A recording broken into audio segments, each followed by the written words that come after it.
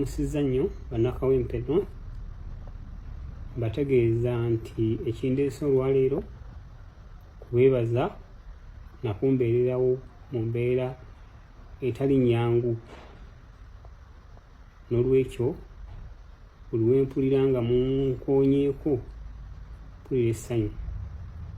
Ekisembayo bannakawempe nyongera okubategeeza nti ensonga ya Kawempe North kimu kyaninamu obwesige, ekintu ekyo sisinza kukisuula muguluka kubanga mukyantunuzaako eriiso. Kakati olwempulira ekyo nti Seggirinya Kawempe North, Seggirinya Kawempe North kimpa amaanyi ennyo. N'olwekyo bannakawempe nga bwe mundaze nti mukyanjagala, nange mbabuulira nkyabaagala, ate ngenda kudda ku luno na mutima. N'olwekyo mwebale nnyo, mwebale ddala.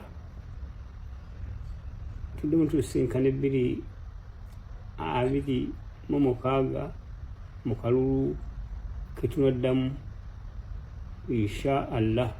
Oli tiimu ki, Alien Skin oba Paraso? Kati ate abantu leka batwala for granted. Leka kwogera bigambo binyiiza bantu. Omuntu agenze mu ddwaliro tasanzeeyo ddagala, awulira okola ki statement bwe kityo tayinza kusanyuka ng'ate yakuwagidde. Munnange nkwegayiridde, nze saabiwulidde naye ensonga bagiŋŋambye wano.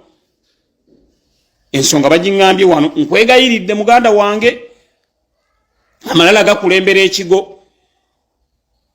Wano mu Uganda aliwo agamba nze nenfuna obubaka bwa parliament tewaba na muntu addamu kunsemberera.